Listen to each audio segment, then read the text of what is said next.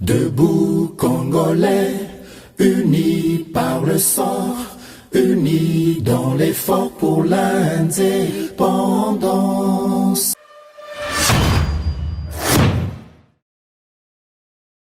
Bonjour et bienvenue dans GCAM Télévision, fidèles abonnés, chers internautes. Samba Olonga Pesibino, Matondo Mingi pour na Boponi GCAM Télévision. Merci pour la fidélité et confiance Nabino. Renouvelé na émission Yabakleré Tobengaka Debout Congolais Bipa Inyonso. Bozwami na mokili mobimba to partager bolingo wana na mapinga ekolo na biso toujours FARDC na motema on reste FARDC et Tosimbi bendele ekolo Congo bendele ekweyate ezali ba mona biso tozalaka nango chaque fois na émission oyo na ratakate koyebisa bino ete justice ya Nzambe moto moko te aishapaka na contrôle nango soki okuéchapper na contrôle ya batu yeba ete Nzambe baishapaka na contrôle na yete nyonso tosalaka na se ya moi ezala malamu ezala mabe ezalaka comptabiliser tokozwa tope tokorekolter fruit na yango soki oza komimona yanke olobi oza intouchable tope oza komimona malin olobi ke nazosala ngo na nkuku mutu moko te azomona nga ubie omibengi yanke ngande ganki tôt ou tard tu finiras par payer le prix de tes actes salaka kaka malamu nalekisaka bino ngonga te ezalaka devoir na ngai ya ko belela ko sonner ko tirer sonnette d'alarme pona moto nyonso elobi te olala kaka na église po yekola ko sala malamu même en allant pas à l'église yeba ke malamu na yo et ko rattraper yo un jour mabe na yo pe et ko rattrapaka yo un jour. Voilà, on reste congolais, vous êtes sur la bonne fréquence des éclairés. Le vice-premier ministre en charge de l'économie Vital Kamerhe a administré les sommes na Rwandais moko asazarda qui pour provoquer les sous congolais pour cette fois-ci na cadre il y a conférence de l'industrie indienne et pas le ministre na biso économie Vital Kamerhe a participé qui et bido boyebi que ministre na biso économie munoko ezalaka soupe ari ekutana na terrain na ye esika wapi batumbolier ce qu'on l'a vu vidéo te occasion ezali na kati émission oyo omona makambo lekaki kuna comment ça s'est passé est-ce kalobaki malamu to mabe nini pende sengeli biso surtout adopté comme comportement face à des Rwandais oyo bazali ko lâcher politique barbare ya M. Kagame baza ko linga ba frère croire toujours na mokili que bangonde bazali na raison.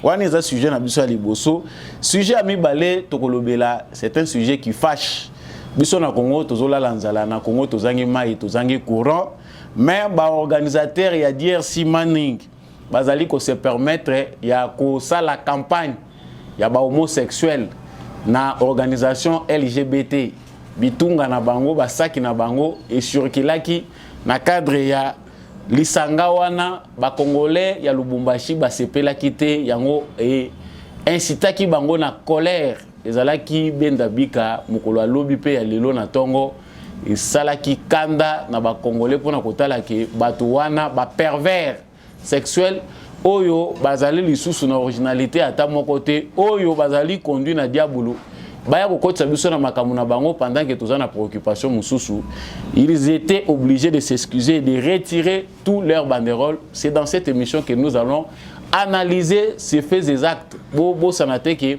na lobela ki on peut na émission les cas qui en passant que tous allez comme un phénomène moko oyo ba chancellerie occidentale baza ko se permettre côté les misa drapeau topé bendele ya organisation wana homosexuel LGBT ezali crime na mibeko na biso ya République démocratique du Congo parce que code de la famille na biso ezali ko permettre yangote. Dans cette émission nous allons parler de cette affaire. En troisième position nous parlerons de la jeunesse consciente de Kivu et des résistants Wazalendo bazali ko alerter sur éventuelle infiltration à Banyarwanda à travers concert ya jeunes artistes oyo ezali Innocent Balume dit Innocent Inosbi bazali ko exhorter ba autorité ba annuler concert na ye. Il faut te rappeler que Inosbi atenaki ba propos moko oyo majorité ba congolais bazaki d'accord nango te sur campagne où ezali ko salima Rwanda is killing, Kagame is killing, ya lobby est important te ya ko s'attaquer na peuple wana parce qu'il y a za komona tinate ya campagne wana le Rwanda c'est un petit pays. Ba propos na ye énervacu plus d'un Congolais, il était revenu malheureusement pour s'excuser quitter nous allons revenir sur cette affaire. Pourquoi ces musiciens est-ce qu'ils allaient na conscience na yemokonde azali ko tenir ba propos wana? Nous reviendrons sur ces nabosu ici tu ba été Assemblée nationale ba sanctions ezali retenues contre député national Daniel Safou élu du Mont Amba. Ezali ba sanctions ci-dessous, interdiction de mettre ses pieds à l'Assemblée nationale pendant une session, privation des salaires pendant une session à la plénière. Donc, plénière est à huis clos. Ndiangonde bazwa ki ba décision wana mutuna tozo kotuna. Est-ce que ba sanction bazui contre ye règlement intérieur et Assemblée nationale musala nangoni? Pourquoi il faut des sanctions simplistes à l'encontre de Yamutoyo, Azali, récidiviste, comportement naïe, Azali, dignité d'un élu de la République? Voilà les sujets par lesquels nous allons clôturer cette émission. Néanmoins, Tokolobela pe ba œuvre utile, il y a Tata Mokonzi Ekolo à travers Industrie à République démocratique du Congo. Julien Paloukou, ministre de l'Industrie, a inauguré Balobela Kiango. Ezali déjà mis en exécution nouvelle usine de fabrication et de production de câbles électriques. C'est Made in Congo, Bokolanda vidéo, que désormais, il est possible que soit câble et courant à partir de cuivre et République démocratique du Congo. C'est une première. Dans le cadre de l'industrialisation de la République démocratique du Congo, c'est un petit pas, mais un pas de géant qui marque l'accomplissement d'une grande vision. Voilà la vidéo qui s'en émission comment. Parenthèse, c'était tout pour les sommaires. Na pesibino matondo mingi ndenge boponi toujours fréquence ya ba éclairé. GCAM télévision yo peso kezamba la liboso au poni ko landa actualité à République démocratique du Congo ko partager analyse topé décryptage d'informations et longo na samba olonga na prier yo au s'abonner. Au partager pendant malamu ba information na biso ko hésiter pété ko tike la biso commentaire ko liker na commentaire na yo tike la biso depuis quelle ville vous soutenez nos FARDC. Vous êtes FARDC na motema ko banda wapi à l'intérieur du Congo ou à l'extérieur à travers le monde, et vraiment partager aussi les bonnes valeurs ba mentalité na biso ba congolais sengeli et à la mentalité à bateau bazali koluka changement. Bienvenue sur la chaîne des éclairés. Le vice-premier ministre Vital Kamerhe, chargé bien sûr il y a économie, a payé les sons na Rwandais. Est-ce que yango est suffisant pour na ko zongisa ministre na biso économie na scène? Je vous prie de suivre d'abord intégralement cette vidéo et puis nous allons revenir. To divert the world, to mislead the world by bringing this internal politics of DRC into this forum.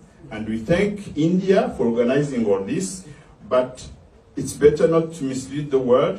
There are certain solutions that are going forward, and Rwanda would like to have our neighbor to take privilege of the peaceful solutions of the conflict. Thank you so much, Excellency. Merci beaucoup. Vous aurez pu parler en français aussi. Mais je parle et j'entends l'anglais. Puisque j'ai compris que vous parliez pour vos autorités aussi, qui les écoutent, que vous les avez défendus. Ça, je vous comprends bien, vous êtes dans votre rôle.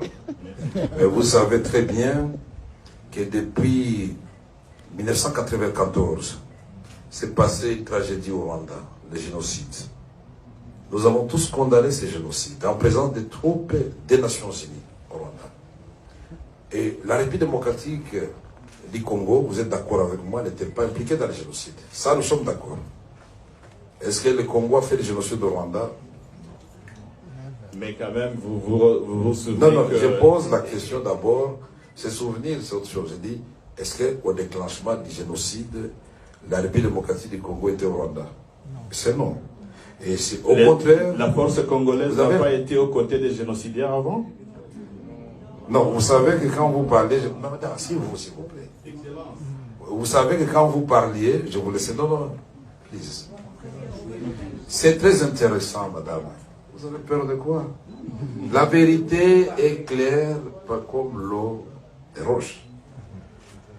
Tout le monde sait très bien que le Congo est victime de sa politique de l'hospitalité.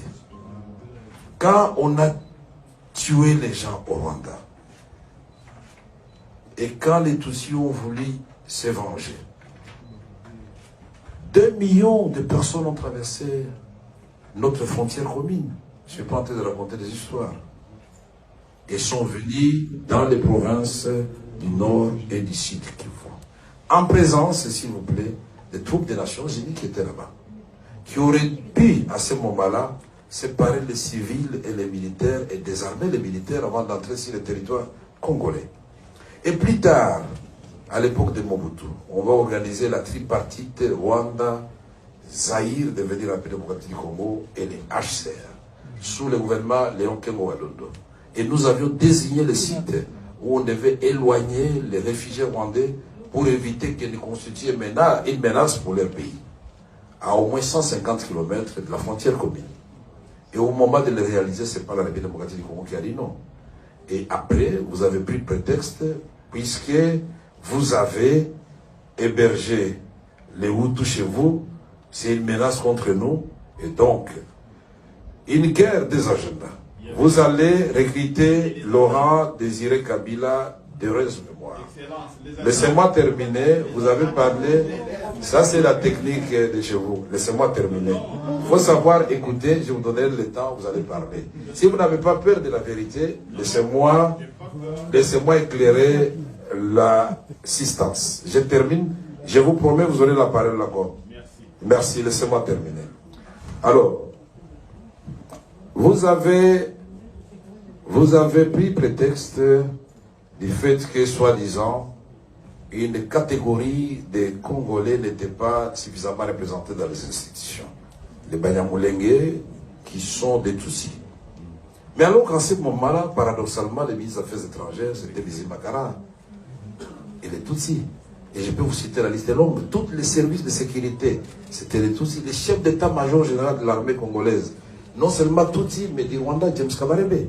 Qui peut être aussi généreux pour prendre un ressortissant voisin pour en faire son chef d'état-major général? On ne trouvait pas que le Congo était très gentil et très généreux. Et vite. Théo ezalaki Moulaï, nakanisi bolandi yango na bokebi penza. Vidéo wana ezali na cadre ya forum moko conférence oyo ba indien ba organisaki ezali basé na industrie na bango. Ezalaki pe important RDC à prendre part kuna pona komona lolenge nini ba indien bazali ko industrialiser mboka na bango. C'est un pays émergent, l'Inde. Bazali pe na makambo ebele oyo biso tokoki ko tirer comme exemple. Yango na cadre ya industrie wana na forum na bango, ministre na biso ya économie à prendre part pour akende pe ko profiter d'une expérience wana indienne. Kasi bino mo boyebi que le malheur n'arrive jamais seul, makambo ya kaka ba inattendu pe ezalaka. Côté rwandais wana vandaki, on ne sait pas ibandela ki wapi utaki wapi po ya kokoma wana ko toucher question o ezali na très na sécurité ya mboka, parce que biso toyebi que désormais na rhétorique na biso ba congolais ozala sportif, ozala nani commerçant, ozala nani soko kutani na occasion moko na scène internationale ba pesio maloba oloba, vous devez alerter, vous devez profiter de cette occasion pour faire entendre la voix des Congolais du Congo sur ce qui se passe, que le monde ba bombelaki mokili mobimba na kambo eza koleka na RDC. Les morts, les massacres, les hécatombes, les génocides commis au Congo ont été cachés pendant un long temps au reste du monde. Parce que les multinationales, les politiciens, les mikala na bango, c'est pelaki que asphyxier les médias, tout pe balobakanini terme za ko échapper na lopoto, gêner les médias. Donc museler presse, voilà, j'allais dire, sur makambo eza koleka na Congo. Kasi awa bino boyebi que ba pesi passe na mutu oyo maloba na monoko ezanga kate. Il a toujours des arguments, c'est son bon côté.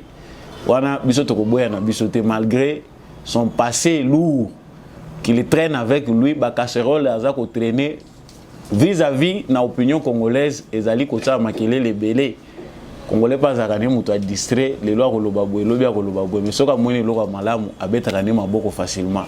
C'est ce que nous sommes. Wana peut tokoboya ngote. Mais Vital Kamerhe sur ce plan bolandi malamu. C'est une leçon magistrale. On ne peut pas refuser.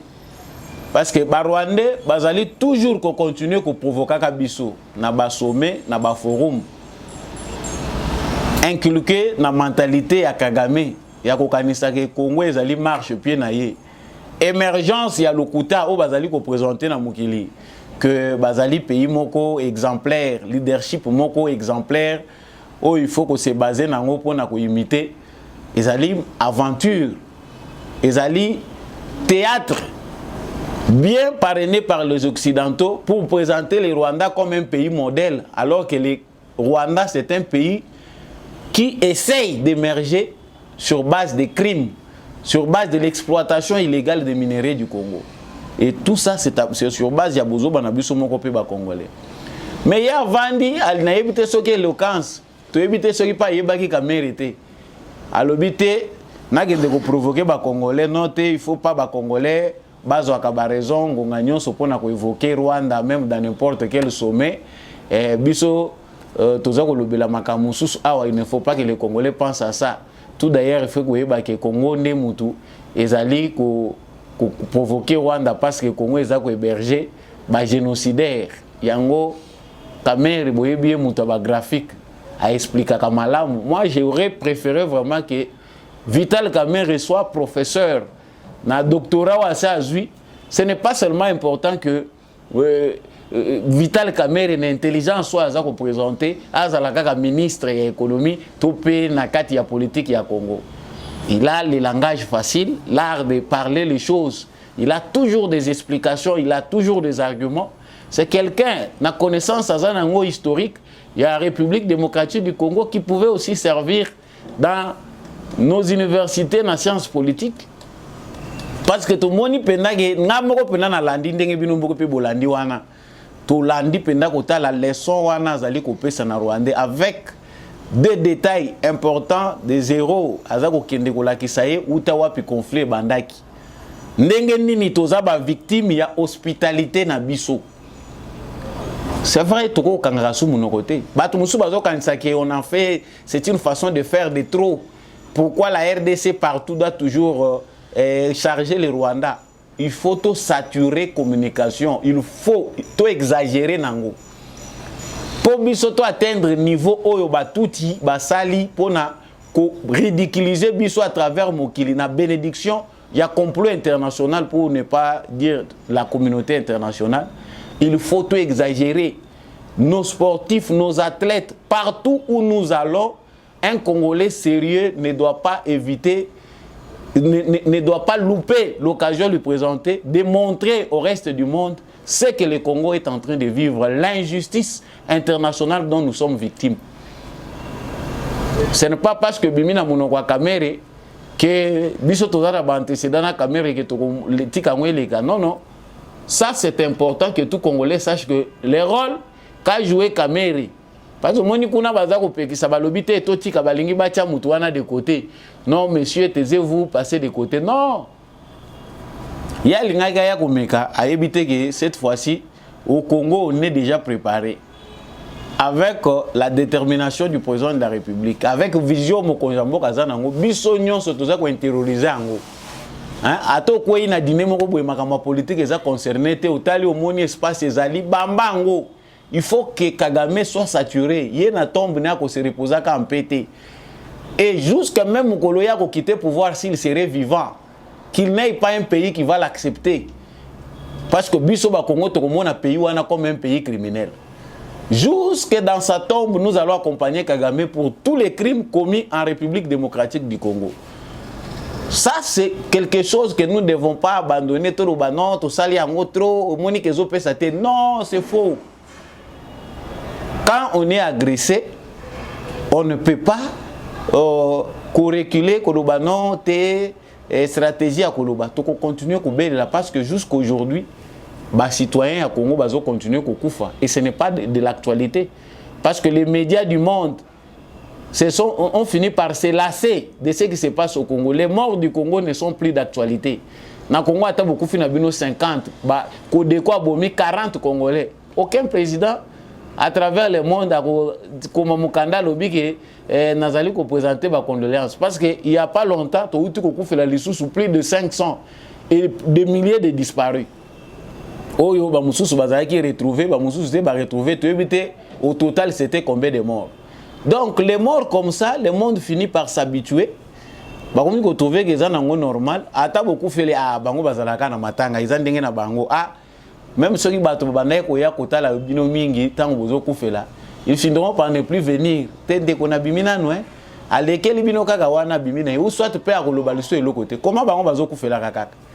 C'est notre affaire sur le plan de la communication, sur le plan de la campagne que nous devons faire, continuer à faire contre Kagame. Bien qu'il est dans une position défavorable, position où il y a ko sauver, même Diaboulou, où Azali, pour influencer Batubele na Mukilo, Azali na position pour sauver Kagame. Parce que c'est le temps où il doit quitter le pouvoir. Il n'y a plus d'argument possible. Ezali li sous na argument na minito yo ko permettre que Mukilo Mobimba après Nations Unies, où il y a que Kagame Moutaza Kosala Mabe na Est ya Congo, raison nini bako utiliser pour que Kagame soit épargné. Donc, mais dans tout ça, les Rwandais comme des robots sont en train de répéter politique à Kagame, pensant que la victimisation reste la seule stratégie. Oh, les FDLR, yango batuni yo mutuna malam. FDLR, oh yobino bozo koloba, tango génocide salamaki na Rwanda. Les Congolais, qu'est-ce que les Congolais avaient fait? Les Congolais, ils avaient contribué en quoi? Pour le génocide de Salem. Tant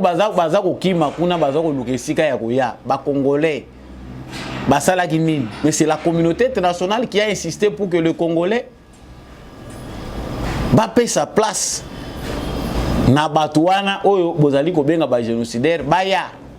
Plusieurs fois, il y a eu des négociations autour. Ma béni ne biso ba Congolais to salaki. Toza victime et hospitalité na biso. Mais cette hospitalité là, où ya biso lelo la leçon que nous devons retenir ezalaki que tozalaki prudente, les Mobutu fatigués avec son gouvernement ont cédé à la manœuvre internationale. Ont laissé la place à un complot international de pénétrer chez nous avec toutes les conséquences qui s'en ont suivi. Pourquoi? Parce que l'État congolais Ezalaki plus que plus, Ezalaki les sous-représentés étaient Mobutu fatigué qui avait concentré avec lui tous les pouvoirs. Avait trouvé une occasion qui Balimbisaye, Mindele va permettre qu'il a poussé au sommet de l'État. Aujourd'hui, vous voyez les conséquences. Et ce qui m'a dit que Kamere Malobate, l'eau a fongola qui parenthèse, yango biso turubaka awa. Choix ya Musée Laurent Désiré Kabila et Rwandais. Ils ont choisi Musée Laurent Kabila pour valider un complot international. Ce que Kamera continue à Malobanae, peut-être qu'il aurait rejeté ce que nous tous nous sommes en train de dire. L'erreur des musées d'avoir validé un complot international contre le Congo. Côté Bayokana Kina Makamuna Bango va préparer Empire Matuti na Bango. Musée na ba Congolais Mususoyo, Bazalaki Wana. Soki ngandu disasu, soki lisasu, soki kisase babenga kumba ngo ezokomamala plusieurs façons. C'est sur base de leur erreur. Bango nde mutu bazui complot international ba kotisa ngo ipana biso awa. Et c'est important de dire à nos enfants, tant que biso peut se décider que tu éduquer bana na biso. Ah, au moni certains professeurs, certains instructeurs ba komi koyebisa bana na biso de manière brute que ben ennemi na biso eza Rwanda, eza Uganda. Allez, les Rwandais crient au scandale. Non, voilà, Bazali quoi prendre au Congo une idéologie génocidaire pour bana ba Congolais, ba comment s'attaquer na Rwanda. Il faut le faire. tokorikilaka lisusu te biso pe soko esenga bana na biso bakoma méchant, on s'en fout. Mais si c'est que nous ne devons pas dédouaner ceux qui Allemagne na France, non, biso toza vraiment en vocation ya ko aider Afrique et kende liboso. Toza en vocation oyo ministre économie à lobby, c'est une grande vision, c'est ça la vérité. Le Congo ne va pas faire ce que le Rwanda a fait au Congo parce que toza en vocation ko sala ngote plutôt ko sala ngote. Mais ce que nous allons faire, c'est de tirer tous ces pays-là vers le développement. Nous allons le faire, mais en devenant une puissance. Parce que puissance, nous se domine la CAC. Les pays où il faut gérer bango malamu, il faut bisoto comme à niveau à reprendre place na bisoto dominer bango, to influencer bango politiquement, économiquement. Tout a été dit. Tolobanini, félicitations na ministre de l'économie. Wana bino moko ba congolais ndé boko juger. Ya malamu ba lobi tozwa ya mabe totika. Mais si ces points pourraient soigner l'image de notre ministre de l'économie, na banda ko batalinga bazo seka makamuni ozoloba. Mais c'est ça. Le passé de notre ministre de l'économie est entaché d'irrégularités aux yeux des Congolais. Nous attendons de voir ce que sera l'opinion congolaise, les comportements de l'opinion congolaise vis-à-vis de notre ministre de l'économie. A se peli ko suka wana. Domino bolingaka o samba olongo zo kata maluba na mukuse te, bolo bisanga yi makamususu te na poso pe na la ba kimia o tolobi ese ko gina point wana. Point ya mibale tolobaki awa ezali bosoto balingi ko mimela biso awa. Bosoto oyo ya lesbianisme, homosexualité, les PD et les autres pervers sexuels existent partout à travers le monde. Cette perversion aujourd'hui qui nous amène vers la fin du monde est beaucoup plus occidentale que dans le reste du monde. Voilà, cette perversion qu'on peut définir actuellement comme plus occidentale que dans le reste du monde, ezali perversion moko ya pasi. Batuna foi na bango baza koyeba ndenge nini bakoyi ko simba mapo éviter que cette bêtise entre dans tous nos esprits, et kota na biso nyonso awa tolata bosenzi wana. Makambo yango pe tozomona ke ezosalema nango pe pana biso déjà tozomona kango. Les homosexuels sont partout dans le monde, mais la proportion élevée o ezako salema sikoyo na mokili. Nazo permettre ngai nazo un peu origine ya makambo. Il y a des gens efféminés. Bato yo aza mwana mobali abotami na ye naturellement abotami na défaut moko naturel ezako sala ke azala ce qu'on appelle PD. C'est-à-dire na organisme na ye, ba hormone na ye, na formation na ye, aza lokola fille ratée. Abimi ndenge wana mwana mobali me ozomona ye mwana lokola mwana mwasi na mungongo. Donc même aza mwana muki ozomona que c'est ça.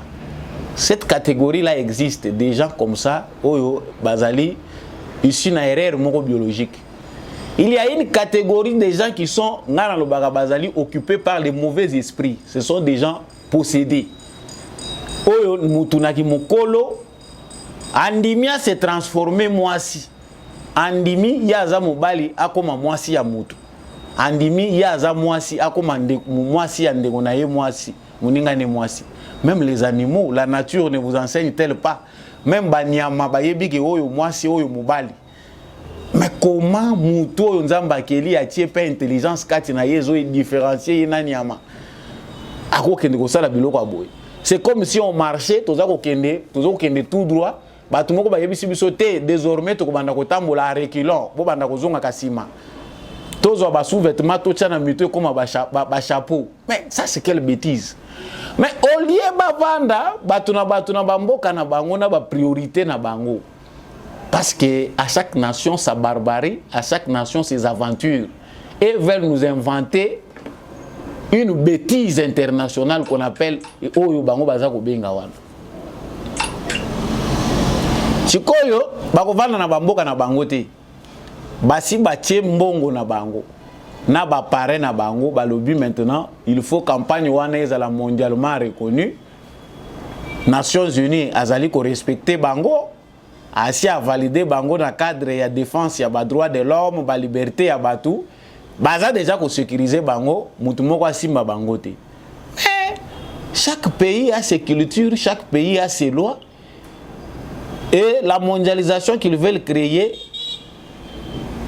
l'universalité des droits oyo bango balingi ba memela biso, c'est accepter la bêtise. Soki mutu avandi na ndako na ye na chambre na ye baza ko sala ngo sans à l'abri ya ba regard. Mutu moko kende ko kanga yo te kuna. Mais vous voulez maintenant que toute la société et l'éducation de nos enfants intériorisent cette bêtise. Franchement, bande kotola la pongité. Si koyeye wapi nazongi na sujet. Na Lubumbashi pona ba obolanda kité comme vous le voyez là en vidéo. DRC Manning bango bavandisi ba makambu ya ba mine. Qu'est-ce qui fait que na makambu ya ba mine toya ko se retrouver ma campagne à LGBT? La question qu'on se pose, parce que biso to yebi ke makambo yo bango ba bengelaki batu eza makambo ya ba mine. Mais qu'est-ce qui fait que to koma na makambo ya LGBT? Ba organisateur ya DRC Manning baza ko s'excuser parce que tension les makasi. Bato bayebi ke eza nango organisation pour na makambo etalimine promotion ya makambo etalimine et autres total aboye bakitunga wana boza komona wana ya ba couleur kilikili et bandi ko surikili congolais soko tali pe bien ba congolais baza trop sensible si pendant naturellement ba congolais no so ba kape ko sala ba agent renseignement kaka bato bazala kuna batali bakitungo na ba couleur boye oyo eza lisusu nini toyaki makambo mine oyo ekomi makambo ya bato oyo ndoka bayebe loko bango baza ko sala c'est-à-dire dans nos financiers na bato na biso bazali ko financer bato baza ko ya ko investir na secteur ya mine LGBT pas à côté po bango baza na bambongo na bango baza na ba milliards na bango baza na bato na bango batu wana ces forces du mal là baza ko tambola na bambongo na bango pour imposer leur ordre oyo baza ko benga ordre na bango mondial wana oyo ba PD ba ko koma le président de la République les homosexuels se vont diriger le ministre to si to moni ailleurs comment ba maire mutoaza monsieur le maire mais à la qui ba administrer na yege le long des jours asuka boko benga nga monsieur le maire awa nazo kende bazo kende coopérer ngai na pena na koma madame la maire à partir ya mukolo na kozonga wa bo banda ko benga nga madame la maire quelqu'un qui était monsieur. D'autres pays s'y opposent avec énergie. Russie kuna comme puissance asia boya ngo ba député na bango ba voter ngo comme crime soko meki bosenji wana kuna webi mango suite na Uganda kuna pe Museveni liboma pe expérience asa nuni na yepe po yepa ata kufina lelo il ne perd rien moniki mukolo pe e komisaka muntu sans foutiste ye aza trop direct aboyi yango alobi na mibeko na bango kuna pe bakie batelemeli yango. Mais chez nous tozana nous awa na un état refondé. L'état difficile au biso tozana ngo ezake notre état n'est pas encore solide. Nous avons un état en refondation. Les ratés du départ tangu ba père fondateur ya ba père ya indépendance na biso balinga ki ba meka ko réorganiser état na biso. L'échec a commencé de partir de là. Ba bomi bango ba lekisi bango ba yaki ba aider pays au toza Congo to koma un état digne de ce nom to jouer rôle na biso na concert ya nation. Siko mutoye Félix Tshisekedi azana devoir d'abord ya ko komisa Congo une vraie nation. Parce que na mitu na biso tozo ko fonctionner te lokola bato bazali na esprit nation. Les résultats, peut-être l'expérience, ils allaient battre tribalisme, aussi les lots, au biso, tout ça, continuer aux alanango. Chinois, c'est envahir yo, Américains envahir yo, ba nation belé ba envahir yo, ba zo exploiter yo, mais yo aux alanano tribal. Tous alanano ba mentalité à ba siècle passé. T'as la vitesse ya mokili yangwana LGBT. Et côté libino. Un autre sujet. Chers frères congolais, cette guerre contre Bosenzi, parce que c'est facile, la nature nous a déjà tout montré, type de comportement que vous avez. Mobile a s'accoupler na mwasi. Que ça soit na banyama, que ça soit na bato. Ceux qui mobile na mobile ba komi ko s'accoupler. Loin de la Bible, loin de nos livres saints autres ko tanga, mais naturellement, même ceux qui batangi si yo na classe T. Pour batangi sakango ba ko tangi songo pe na classe T. Tango mutu akenda vers mwasi, ba pulsion na ye tindia kende kuna, c'est naturel. Parce que oyo ba pulsion forcée komi ko tinda mutu. Mal akende vers mal, et ça normal était c'est diabolique. Boko excusez ngai ba mususu bolanda ngai oyo ozolanda ngai mais oza vraiment na catégorie wana ngana ngaka kozala très libéral. C'est vrai nous sommes en démocratie mais za bosenzi. Loin de nous esprit ya kobanda kotumba bango parce que lorsque l'intolérance va emporter la masse congolaise na kanda ya nzala bazanango, le comportement qui va résulter là sera un comportement barbare. Ça va se passer comme ailleurs aux omona bazako nika bango ba fimbo. Vivez calmement chez vous. Na esprit ezali ko occuper bino que venir imposer à toute la société votre bêtise. Comment ça doit se refuser? C'est chez nous aussi que nous devons nous préparer. Code ya famille na biso eza ko reconnaître ba homosexualité, eza ko reconnaître troisième sexe c'était. Ailleurs en Allemagne, maman moko aza ko tangisa mwana na yebisi que troisième sexe ezalaka te ba homosexuel baza ba pervers. Mwana ke na classe ayebisi madame baye bakangi ba parents. Ba botoli bango mwana. Ça se fait ailleurs déjà. Mais nous dans nos lois, on attend quoi? Nazo ke la mboka na ngamao parce que surcharge toza nango nanu na balwa nanu o ezali vital awa. Eleki que risque ezali to mona makambo wana e komeli biso lokola fait accompli. Et s'imposer yango moko parce que déjà ba loi ya mboka na biso ezali violé par biso moko ba propre citoyen ya mboka. On dit pas de double nationalité. La nationalité congolaise est une et indivisible. Mais kende kotala na parlement, la majorité ont des doubles nationalités. Na scène politique congolaise ezali double nationalité.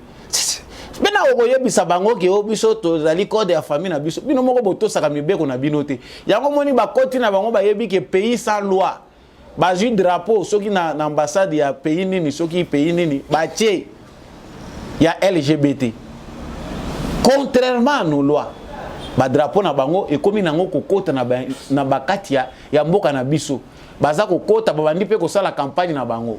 Actuellement ils recrutent des jeunes gens babandi déjà ko travailler na ba médias na bango pour na ko inculquer na mito ba congolais que vous devez supporter ces gens-là, c'est la démocratie, c'est normal. Bon, c'est juste que là un débat. Moi je ne fais pas de mon opinion, une opinion au batonyon se ba kozwa mais qu'est-ce qui va se passer? La place de nos cultures, devons-nous aussi accepter comme aux États-Unis d'Amérique que ba institution na biso comme à diriger na batouana ou allons-nous? Tout bino boza na parlement. Maintenant, ça bouge dans d'autres pays voisins. Tant que le Parlement est vide, déjà peuplé des inconscients. Oh, il y a des gens quand même qui font leur travail. Vous faites quel travail? Parce que c'est ça le travail que les autres font. Bah, moi, je ne peux pas m'abezoya. Bah, tu es calme, bah, préparer que noter. En cas où, biso déjà na mibé, on a biso aussi to boy. Mais nous acceptons n'importe quoi. Est-ce que la RDC aura secrètement négocié pour que Batouana Basala Ndenge Balingi? Le silence ici est commis mode d'emploi na biso to banda ko valider ba makambu n'importe comment parce que ailleurs là où il y a des états ordonnés, des états réellement démocratiques, des états de droit, ba peuple en tant que souverain primaire bazali ko décider bango moko. Mais tali pa na biso. Chers frères et jeunes, tu yebi que tentation eza makasi, batu bazali ko tambola na LGBT bazo tambola na bambongo na bango.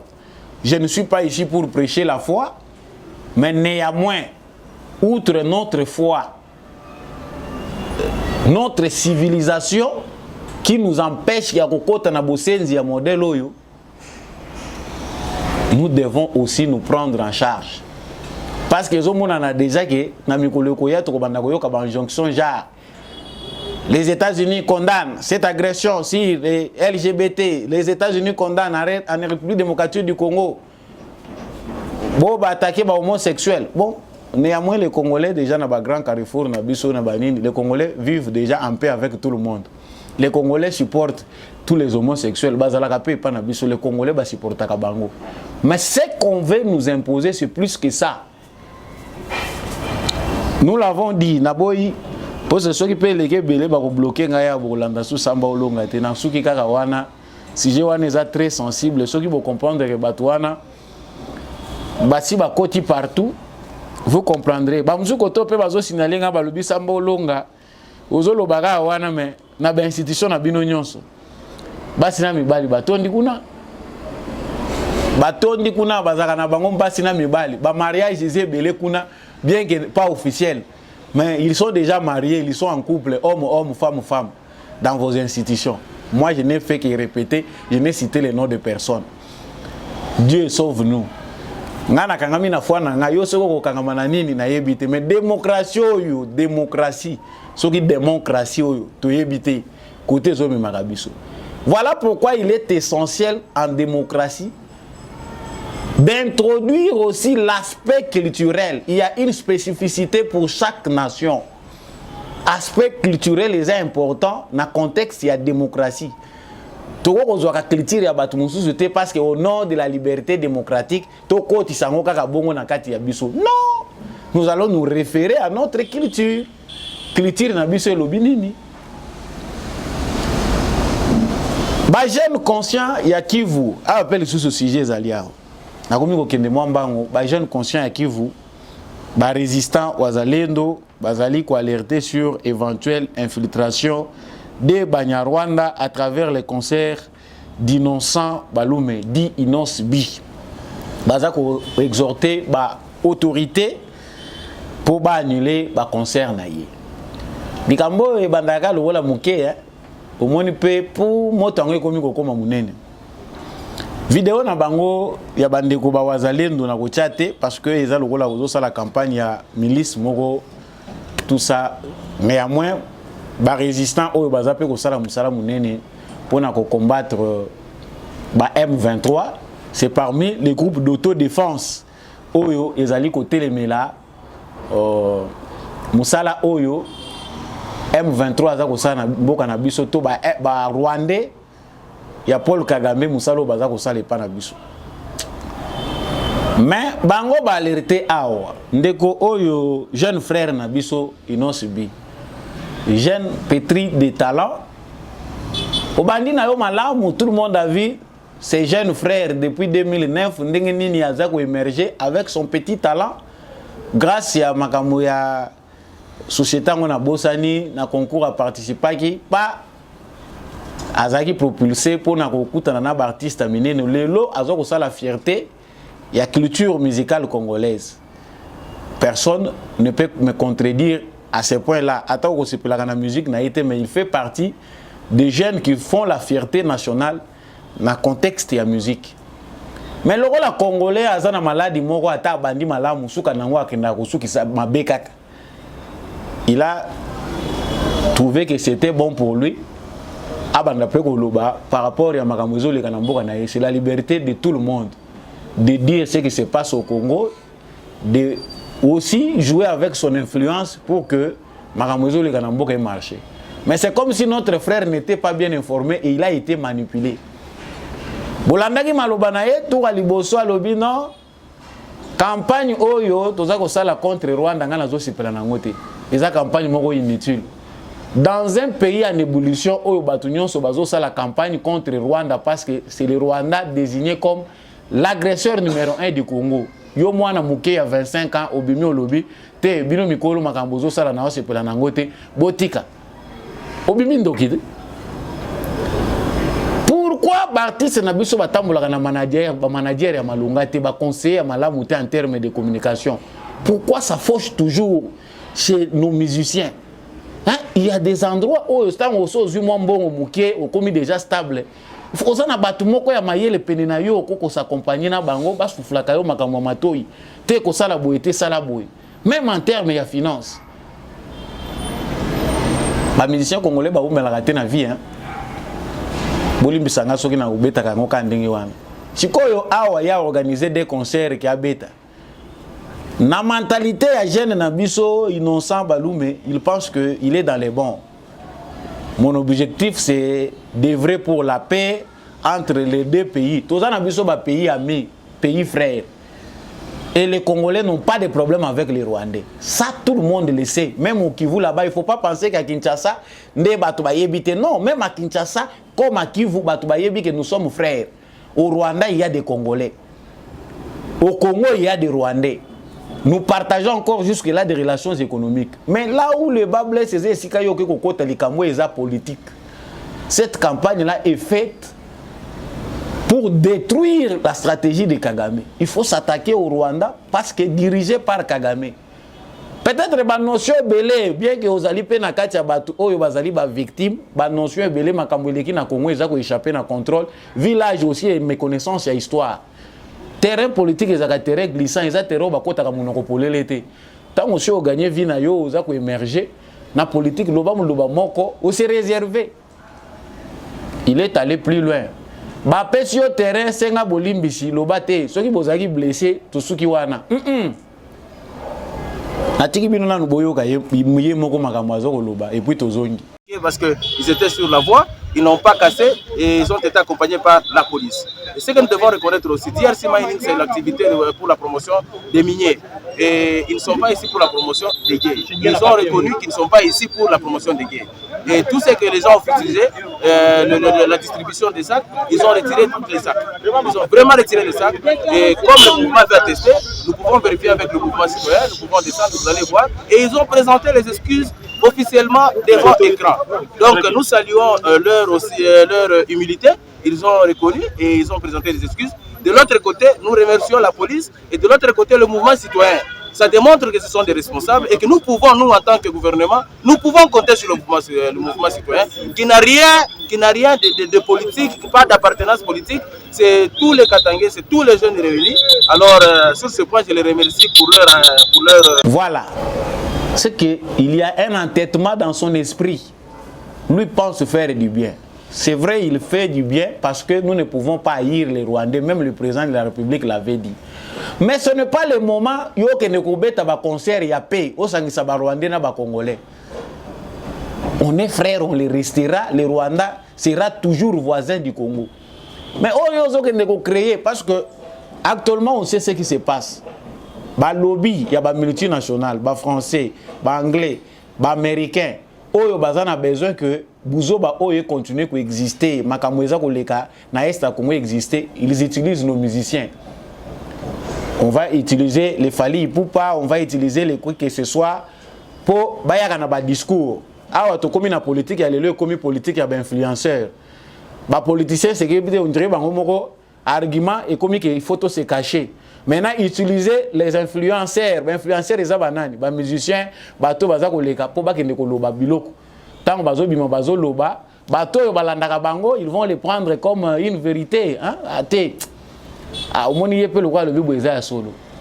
C'est pour ça qu'Emmanuel Macron, au lieu de s'adresser à la jeunesse congolaise ici, a préféré appeler Fali Kuna, za ko sala discours avant ya na Congo. A préféré benga Fali akende Fali azaka na Congo mais bazo benga na France akende ko vendre ça parmi batoyo baza ba invité na conférence de presse na ye. Ça doit nous interpeller. Nos musiciens doivent avoir un minimum d'éducation. Moi minimum il y a classe pèse à la bien au comprendre le monde n'inge zo fonctionner les lots se laisser traîner na ba bêtise. Maintenant yo za na souci na yo idée za malamu mais est-ce que ça qui s'entraîne. Effectivement c'est que ces gens ici disent Makamba wazalendo bazolo beza avec raison parce que dans ces concerts là il peut arriver que na ba Rwandais na ba Congolais ba ya. Aujourd'hui Kagame utilise n'importe qui peut accepter ça. Il n'est pas trop tard pour changer. Il n'y a que des imbéciles qui ne changent pas.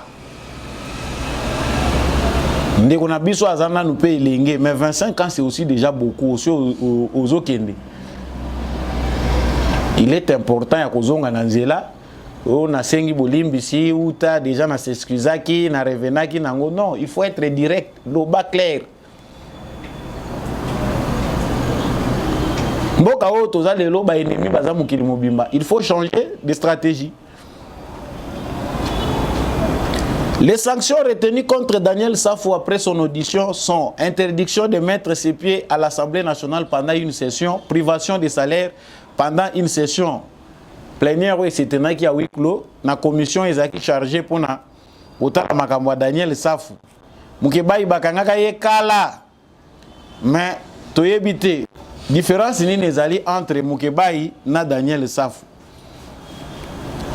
Bada otuna député bozui ba sanction que Safou a kochama kolote pour la session kaka parlementaire moko ba ko privé salaire na ye wana eza mesure ezwami na commission parlementaire ezaki chargé ya koyoka ye. Bon, pourquoi il faut minimiser toujours lorsqu'il s'agit à bateau bazali na kati ya institution? C'est comme si c'est avec légèreté qu'il faut punir. Mais ceux les abakuluna tala makamu Peter Kazadi, ministre intérieur, azako yebisa bakuluna na stade de martyr. C'est très important. Le même exemple, les ala peut prêcher na bakuluna le rôle Safou. Nous avons catégorisé na katia bakuluna. Ba propos wana si un kuluna lobi ango ba kokangaya ko leka makala sans procès. Mais c'est un député qui a tenu des propos tribal pour ezako pousser batu ba ine ekolo mususu. On nous dit non, tout ce qu'on lui donne ici comme punition, ezali ke à quoi assister pendant une session privation à salaire na ye yango ko pekisa ye a ko tsabilo ko eza ko tinda ya sala azala liboma ako melakaka. Chers frères députés, vous faites la honte de la République. Là où il faut sanctionner makasi justice na biso ezali ko mona na te. Et puis on se demande pourquoi le procureur s'est réservé ya ko lancer mandat contre ça fois qu'il ne peut répondre à la justice sur l'acte et singelika kesuka kaka na commission Assemblée nationale. Politique, il y a 2 poids 2 mesures on est aux kamwa. Non, parce que yé tango bako simba yé et kozala boy. C'est ce qui fait que d'autres Congolais continuent à hésiter. État de droit, bah sanction exemplaire, ils pour tout le monde. Les citoyens congolais sont égaux devant la loi. Les citoyens congolais ont égalité en haut, biso tozana en haut devant Mibeko. Ils ont un modèle à boy. Quand les alliés les sont, ils ont pris un électeur. Bino mutoki ndaka ko voter, ta bazolo ba ke ko votaka, bi votila votilate. Yo lobité. Nazo voter parce que ça ya mboka na mona ki ndenga akolaki. Akolaki est-ce que ça na bonne moralité? Akolaki est-ce que otalaki ba antécédent na ye mutu et sala kamalam. Nous avons tout le temps de retourner chez nous voir ba potentiel candidat na biso. Il faut fouiller même dans son passé. Peut-être bino boyebi kaka oyo une partie. Fouiller encore. Même ba makangu na yo ba le kaka wana aza mutu ndenge nini. Nous avons dit, et pour finir cette parenthèse, je voulais suivre cette vidéo. Il y a usine, il y a fabrication, il y a des câbles électriques. Oyo, Julien Paloukou a inauguré, qui a visité, qui chose promis, chose faite. Suivez, puis nous revenons pour terminer. Voilà, donc c'est un peu ça. De l'autre côté, nous avons Skip Machine. C'est là. Elle met ensemble cette ligne. Donc, cette machine produit des conducteurs. Donc là, pour le moment, c'est 7. Et par ligne, c'est 1.5. On n'est pas. En tout, lorsqu'on les met ensemble, là, nous avons 10 square MM. Voilà. Donc, pour la SNEL, c'est plus que la SNEL utilise ces câbles ici. Ce sont des conducteurs. Ça dépend de l'épaisseur. On va de toutes les façons, on a pas dit cette usine a une capacité de 4000 centimes de câbles que nous pouvons faire sur place. 4000 centimes de câbles. Oui, type que nous faisons sur place. Bravo. Voilà. Dengue binomoko bomoni 1000 km commence par un pas.